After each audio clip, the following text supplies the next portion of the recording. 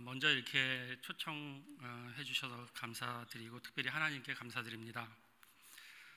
오늘 말씀은 이제 마태복음 5장 9절 말씀이죠. 이제 너무나도 잘 알려진 말씀입니다. 근데 이제 이 말씀을 제가 선택하게 된 이유는 최근에도 제가 이 주님의 말씀을 보면서 너무나도 이렇게 감동받은 그런 내용이고 또 그 중에서도 이제 화평에 대한 말씀을 전하고자 합니다.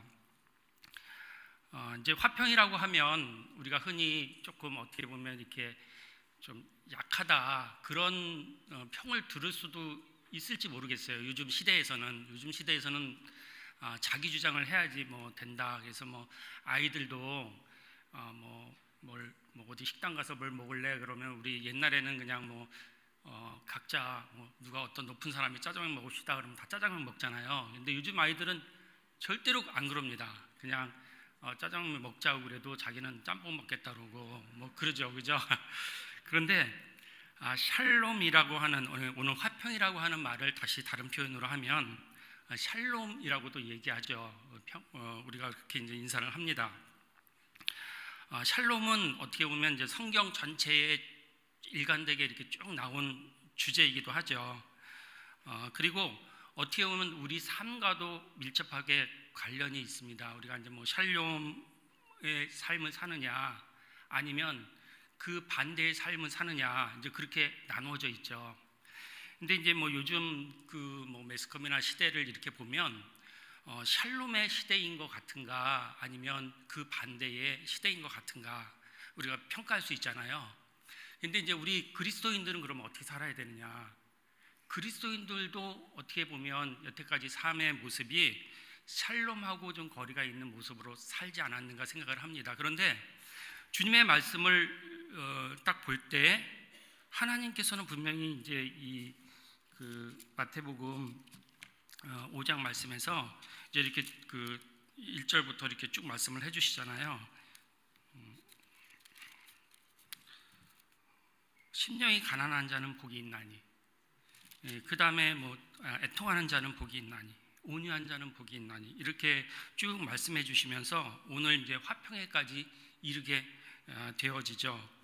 근데 이 말씀이 분명히 성경 말씀에 기록되어져 있는데도 불구하고 우리가 평상시의 삶 가운데에 이러한 마음을 과연 가지고 살았는가 제가 그런 마음이 어느 순간에 딱 들었어요. 그러면서 이 말씀대로만 살아도 우리가 하나님 나라 가는데 부족됨이 없겠다 그렇게 생각을 했습니다. 아멘. 이제 그 중에서 그 말씀 중에서 이제 화평에 관한 말씀이죠.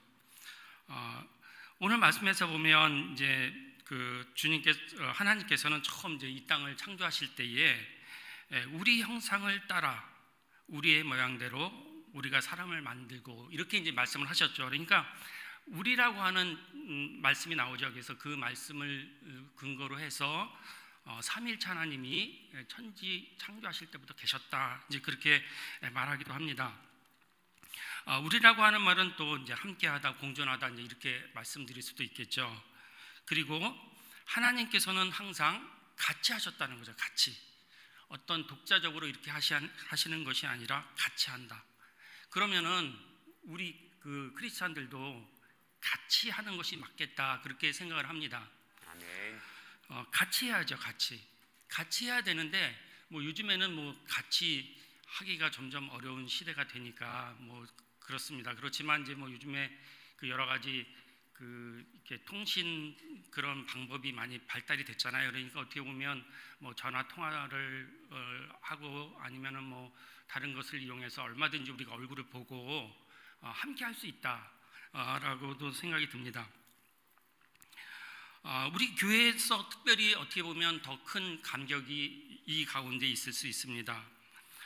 교회 가운데 보면 우리가 다 직장도 다르고 그 다음에 성격도 다르고 어떤 사람은 조금 급진적인 사람이 있고 어떤 사람들은 조금 보수적인 사람이 있고 그런 사람들이 모여서 우리가 한 하나님을 향하여서 함께 모이는 것 이것도 어떻게 보면 화평이라고 이야기할 수 있습니다. 그런데 사탄은 이제 이러한 모습을 싫어한다는 거예요. 그래서 우리가 이제 그리스도인들이 서로 이렇게 화합하고 함께하는 것을 싫어하고 나누려고 한다는 거죠. 나누려고. 그래서 이제 처음에 우리가 하나님께서 처음 인류를 창조하시고 이제 아담과 하와를 창조하시고 난 후에 이제 처음에는 함께하는 것 같다가 이제 나누어지는 일이 생기게 되죠. 그래서 사탄이 하와에게 접근해 가지고 이제 속삭입니다. 그러면서 이제 하나님의 율법을 어기게 만들죠. 그러면서 남자와 여자가 나누게 하고 또 그 일로 인하여서 하나님과도 또 나누어지게 하고 그렇게 되어집니다. 그래서 우리는 어떤 문제가 발생이 됐냐면 첫째는 하나님과 인간의 관계가 끊어졌다는 거예요. 하나님과 인간의 관계가 끊어지고 두 번째로는 인간 가운데에 스스로 이러지도 못하고 저러지도 못하는 그런 그 고민 가운데 놓여진다는 거죠. 그것은 믿는 자든지 믿지 않는 자든지 다 마음 가운데에 있는 거죠. 내가 내 마음 가운데에 나누어진다, 마음이 갈라진다고 이제 표현할 수 있겠죠.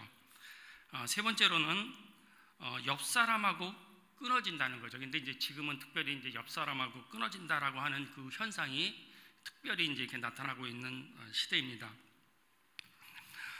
골로새서 1장 2절 말씀해 보면 그의 십자가의 피로 화평을 이루사 만물 곧 땅에 있는 것들이나 하늘에 있는 것들이 그로 말미암아 자기와 화목하게 되기를 기뻐하심이라. 주님께서 이 땅에 오신 목적은 뭐냐? 샬롬을 회복하기 위해서 그렇게 오셨다는 거예요. 화평을 이루기 위해서 오셨다는 것입니다. 그런데 우리는 어떻게 살다 보면 어느 순간에 내가 과연 화평 가운데 있는지 없는지조차도 잃어버리고 사는 경우가 참 많지 않은가, 그렇게 한번 생각을 해봅니다.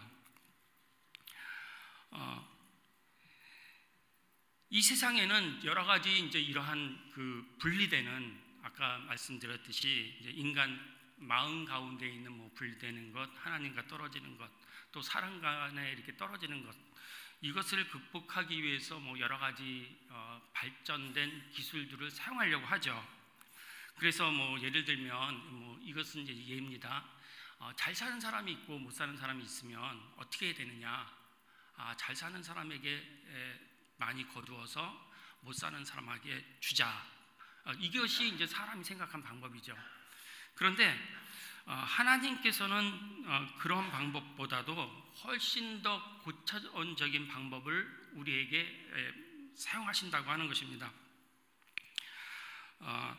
샬롬은 크게 이제 두 가지로 말씀드릴 수 있는데, 첫 번째는 어떤 관계 개념이고, 두 번째는 완전히 충족하다, 행복하다, 그렇게 표현할 수도 있습니다.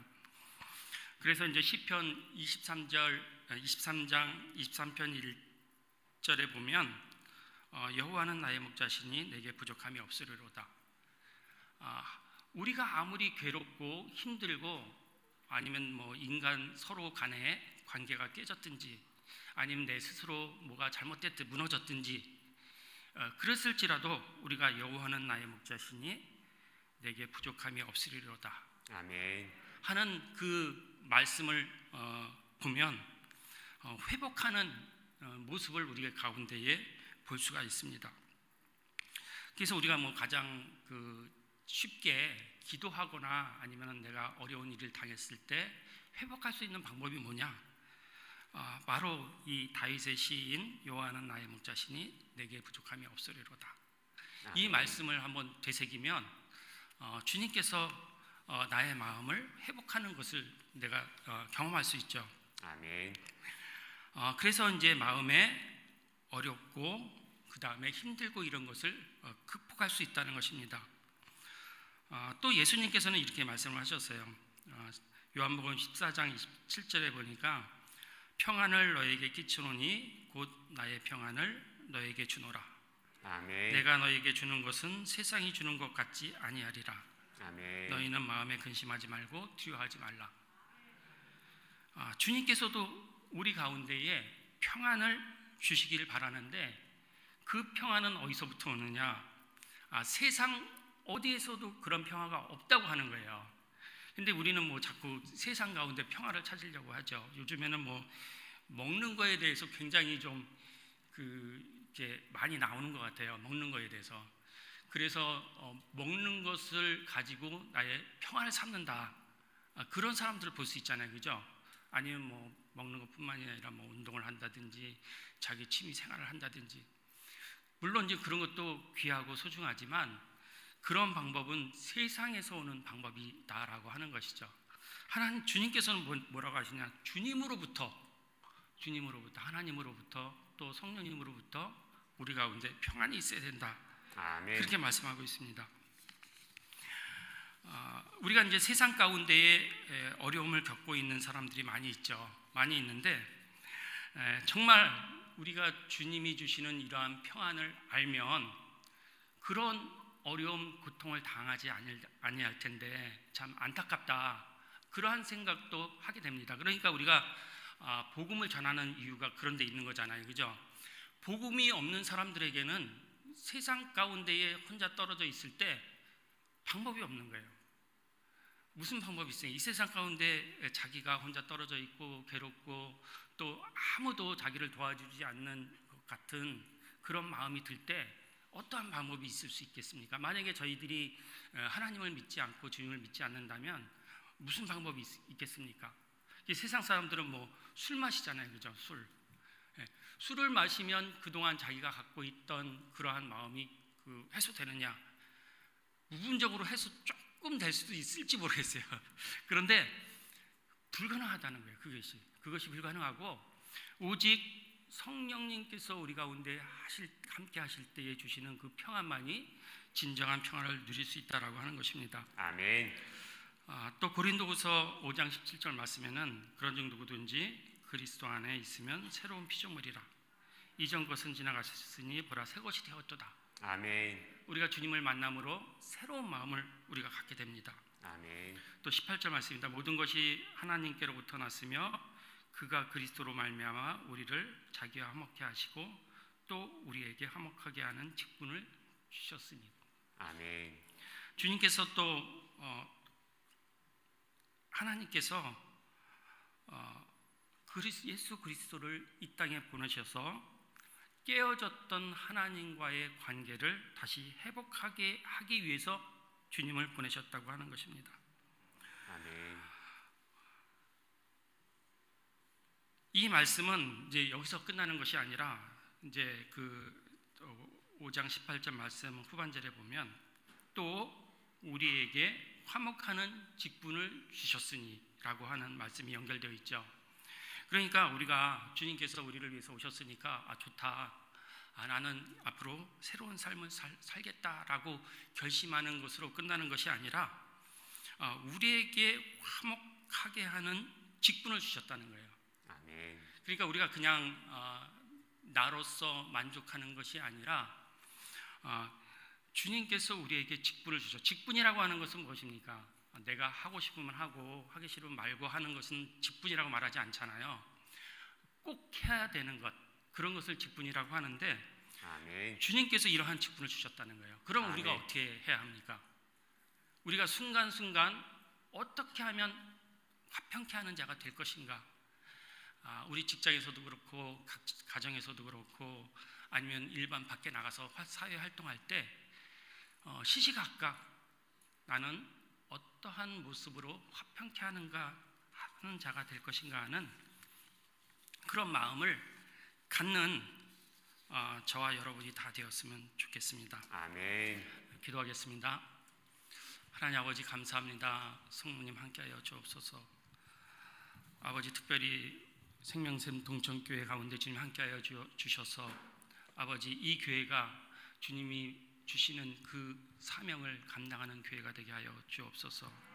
아버지 이 시대 가운데 우리 믿는 자들이 먼저 주님의 그 주신 사명을 감당해야 한다는 그런 사명감을 갖게 하여 주옵소서. 예수님의 이름으로 기도드렸습니다. 아멘. 강사 목사님께서 축도해 주심으로 새벽 기도회를 마치도록 하겠습니다. 지금은 주 예수 그리스도의 은혜와 하나님의 사랑과 성령의 교통하심이 이 자리에 모인 주의 모든 성도들에게 이제부터 영원토록 함께 하시기를 축원하옵나이다. 아멘.